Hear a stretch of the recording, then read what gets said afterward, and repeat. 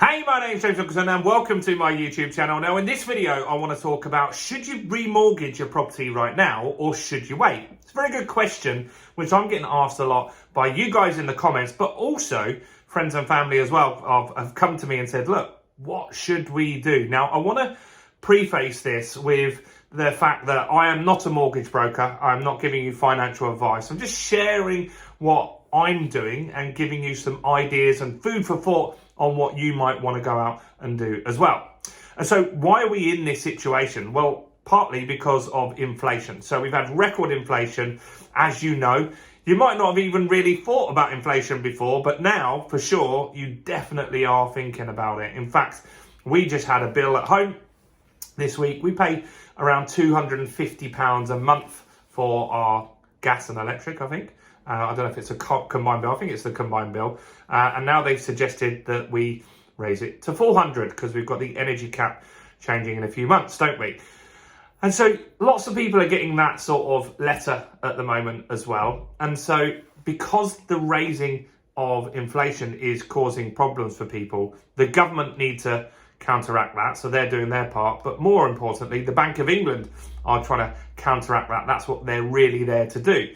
And so their target is to bring inflation down to 2%. And what you'd normally do is raise the interest rate higher than the inflation amount, and that would squash inflation. But this time inflation is slightly different. Initially they were saying it was transitory.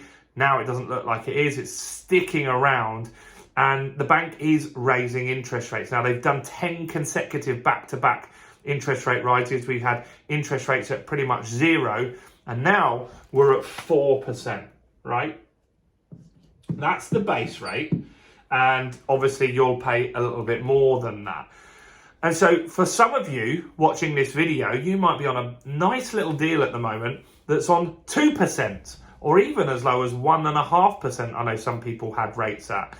And now you're coming to an end of that term and you're thinking, Jesus, am I going to need to pay 6% here? Because that's going to be a huge jump in your monthly outgoings. And that's something that is really worrying a lot of people at the moment.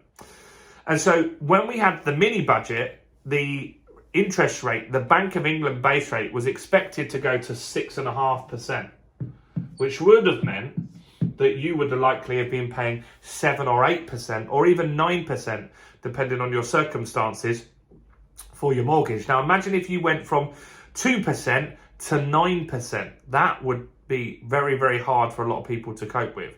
Now, the new forecasts are saying that the rate is expected to peak out at 4.25% to 4.5%, which is way better, way better, but still really hard for people that have been enjoying these really cheap rates, especially if you have recently got your purchase. So if you bought in 2020 or 2021 or 22, this is really going to be quite a shock for you guys because you probably got quite a big mortgage.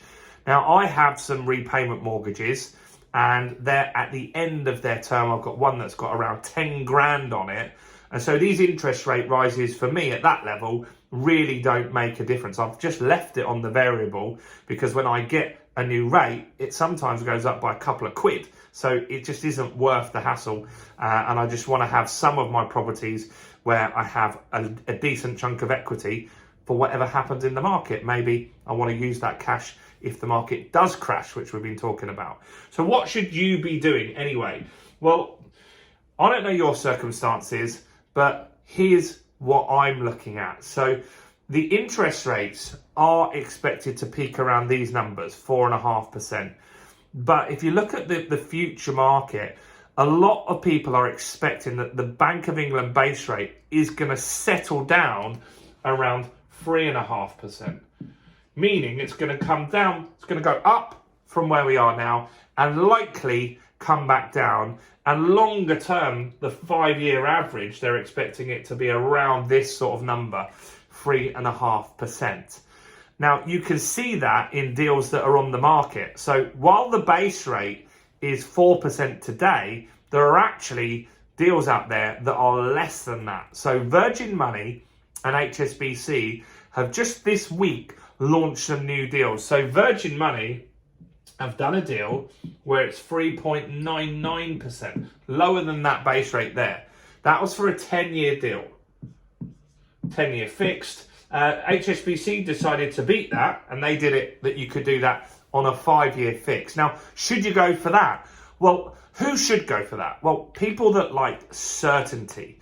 So we can't predict whether the rates are going to go up to 8% or whether they're going to drop back down to 2% with any kind of certainty. If inflation sticks, or if we remove inflation and suddenly the the inflation comes back, then they might have to absolutely hammer us with rates to make sure it finally goes for a prolonged period of time. So that is an option though, isn't it? And so if you look at this deal, if I was in this market, in this position, and you've got 10 years or 5 years, I would probably go with the 5-year fixed, because I think longer term rates are going to drop because there's so much government debt. They need it to be lower to be able to service that debt. Government can't cope with 5%, 10% interest rates. However much you think it might go up, the government just can't service that debt themselves, and so they would default. And so I think they're likely to encourage the Bank of England to start dropping those rates once we see that. And if you're on a 5-year, then I think in 5 years' time, you'll have a lot more predictability on where that market is, and you should be able to get some better deals out there at that time. I think even in a year from now. Now, another option that you can look at is the variable rate. So I want to talk about that quickly. So I'm going to look on Money Supermarket here quickly and just go through some numbers here. So you can have a look at this yourself and put this data in. So what I'm saying is we've got a £100,000 house here, and we want to borrow 75% loan to value on a repayment mortgage. Now, if we go fixed, on a fixed interest rate, 75 grand, where's my board rubber? Here. £75,000.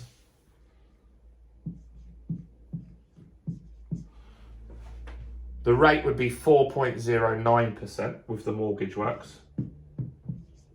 Remember, you can go to Virgin or HSBC to get a better deal. That means the monthly payments on a repayment basis would be £431, right? Now let's have a look today what it was like on variable.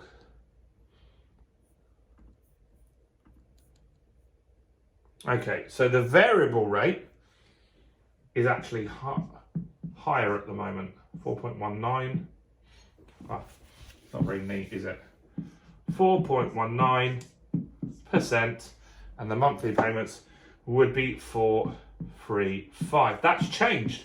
So a month ago, the variable rate was actually better, but we've had another interest rate rise, and we've got another one coming for sure this year. So you should look around and just see what your options are.